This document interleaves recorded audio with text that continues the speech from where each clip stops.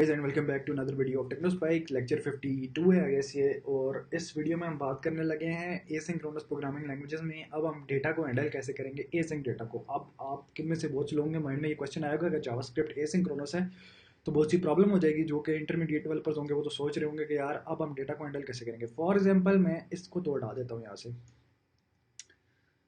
Time out को रहने देते हैं। मैं आपको बताता हूँ कुछ कंडीशन ऐसी बताता हूँ जिसमें ये हो सकता है। Let a is equal to 20 और let b equal to 0। और अब हम इस यहाँ पे कंसोल लॉग की जगह b को असाइन करते हैं, b equal to 10। और यहाँ पे हम कंसोल लॉग करवाते हैं। कंसोल लॉग में कैसे करवा लेता हूँ, a प्लस बी को। अच्छा, अब बहुत ज़्यादा लोग आप इसको समझें और सोचें कि आंसर क्या आना चाहिए। A20 है, B0 है, फिर जब इस लाइन पे कोड आया B10 हो गया, लेकिन यहाँ पे कोड A प्लस बी है। A प्लस बी 20 प्लस 0 होना चाहिए या 20 प्लस 10 30 आंसर आना चाहिए, 20 आंसर आएगा। 2 सेकंड का टाइम देता हूँ, सोचें।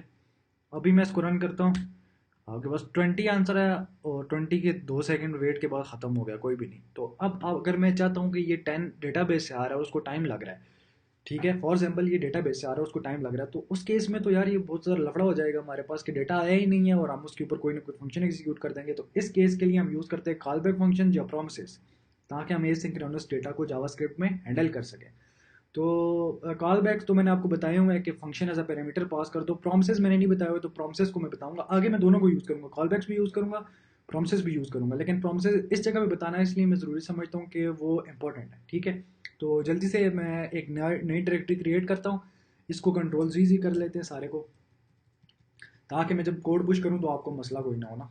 तो नया लेक्चर आपके पास पहुँचे तो कंसोल लॉग यहाँ पे कर लेते हैं second task,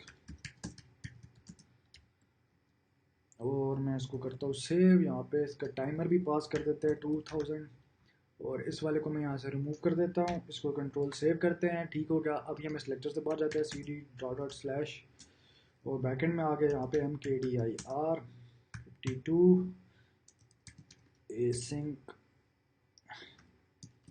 handling of async है ना, तो एसिंक हैंडल करते हैं। तो मैं यहाँ पे CD52 इस फोल्डर के अंदर जाता हूँ, यहाँ पे एक फाइल क्रिएट करता हूँ index.js। तो आप देखोगे इधर एक index.js भी 52 में क्रिएट हो चुकी होगी। इसको कर देते हैं क्लोज, इसको भी कर देते हैं क्लोज, और इसको भी कर देते हैं क्लोज, ठीक है। index.js के अंदर हम आ चुके हैं। अभी मैं आपको दोबारा से कोड लिख के बताता हूँ कि क्या प्रॉब्लम है और हमने उसे कैसे टैकल करना है प्रोमिसेस के साथ। तो सबसे पहले मैं एक लेता हूँ variable let a is equal to 20, let b is equal to 0, और यहाँ पे सेट टाइम आउट, और इसके अंदर एक एरो फंक्शन होता है। एरो फंक्शन के साथ हम कर लेते हैं, एक सेकंड मैं कीबोर्ड थोड़ा आगे कर लूँ।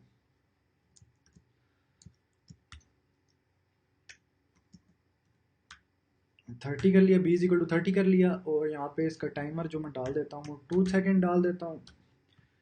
और नीचे मैं यहाँ पे कंसोल लॉग करवाता हूँ a प्लस बी। अब इसको एक दफ़ा रन करके चेक कर लेंगे कि आया हमारे पास क्या एंड रिजल्ट आ रहा है। तो मैं इसको जल्दी से क्लियर करता हूँ, बहुत गिच में हो गई है। और इसको मैं दोबारा से रन करके चेक करता हूँ, तो आप देखोगे इसने कुछ भी रन नहीं किया। क्यों नहीं किया?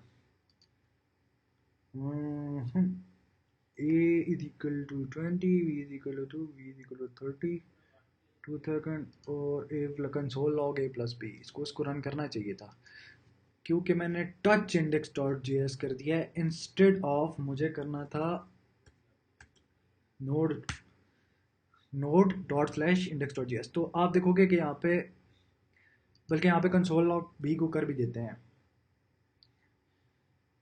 कंसोल डॉट, ताकि आपको समझ आए ना कि वो कह रहा है।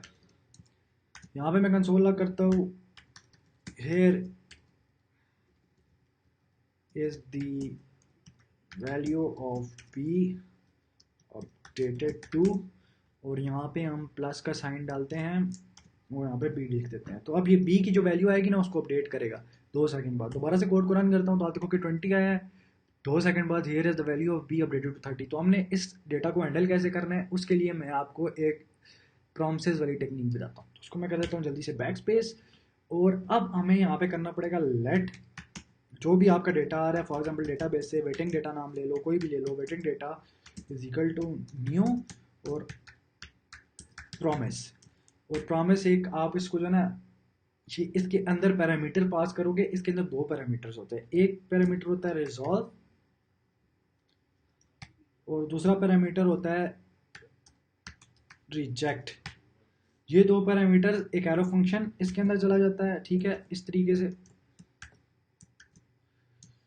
और इस फंक्शन के अंदर हम आप सेट टाइम आउट को लगा सकते हैं। सेट टाइम आउट किस चीज़ का वेट करो जी, डेटाबेस से जो डेटा आ रहा है उसका वेट करो। इसके अंदर एक एरो फंक्शन है और आप इसके अंदर पास कर सकते हो बी इज इक्वल टू 30, बल्कि बी को 30 करने की जरूरत ही नहीं है, डायरेक्ट रिजॉल्व को पास करता हूँ। रिजॉल्व क्या है, ये जो ये वाला रिजॉल्व है, इसके अंदर मैं एक वैल्यू रिटर्न करवाता हूँ 30 की। फॉर ये इन फ्यूचर ये डेटा, ये जो रिजॉल्व है, हम जो डेटा डालेंगे ना, ये डेटा बेस से आ रहा होगा। फॉर नाउ मैं एक स्टैटिक डेटा ले रहा हूँ और इसको रिजॉल्व में पास कर देता हूँ, ठीक है। यहाँ पे हमने टर्मिनेटर लगा दिया। अब ये वेट करेगा इस डेटा का, इंस्टेड ऑफ अगली लाइन पे जाने के ये यहीं पे इसको रोक के रखेगा। और उसके बाद क्या होगा, उसके बाद ये होगा कि वेटिंग डेटा डॉट देन एक फंक्शन आता है। इस फंक्शन के अंदर आप पैरामीटर पास करोगे, इसके अंदर वो डेटा आएगा जो यहाँ से रिजॉल्व होगा। इन केस अगर रिजेक्ट होता है तो रिजेक्ट वाला डेटा इस देन के अंदर आएगा, अगर रिजॉल्व होता है तो रिजॉल्व के अंदर जो भी डेटा होगा वो इसके अंदर आएगा। तो उसको इस देन के अंदर भी एक function as a parameter pass होगा विद दैट स्टैटिक डेटा। तो मैं यहाँ पे पास कर देता हूँ उसको, डेटा के नाम से पास कर देता हूँ। और मैं अब यहाँ पे कर देता हूँ कंसोल डॉट लॉग ए प्लस डेटा। तो मैं इसको सेव करता हूँ। अब अगर मैं इसको रन करूँगा तो अब a प्लस बी 0 20 नहीं होगा, अब a प्लस 30 50 आंसर आएगा। आपने देखा उसने डेटा का वेट किया, वेट करने के बाद उसको जैसे ही डेटा, अभी तो उसको डेटा इंस्टेंटली मिल रहा है क्योंकि मैंने यहाँ पे टाइमर नहीं सेट किया। अगर मैं यहाँ पे 2000 का टाइमर सेट कर दूँ तो आप देखोगे ये इसका वेट करेगा, फिर इसको कंसोल लॉग करेगा। जल्दी से इसको करते हैं दोबारा से रीरन, 2 सेकंड का वेट और ये हमारे पास 50 आ गया। तो इस तरीके से आप जो है ना अपना एसिंक्रोनस डेटा को जावास्क्रिप्ट में प्रॉमिसेस की मदद से हैंडल कर सकते हो। तो इधर अगर मैं बी पास करता तो कोई भी पैरामीटर का नाम रख लेता तो वही मुझे नीचे भी यूज़ करना पड़ता। तो मैं इसको यहाँ से कैंसिल कर देता हूँ सारे को। यार ये क्या हो रहा है, असल में मैंने कीबोर्ड चेंज किया है ना, मैं 3 कीबोर्ड जैसे कि जो अवेलेबल चार्ज होता है वो यूज़ करता हूँ, तो हर कीबोर्ड पे फिर मैं तंग होता हूँ।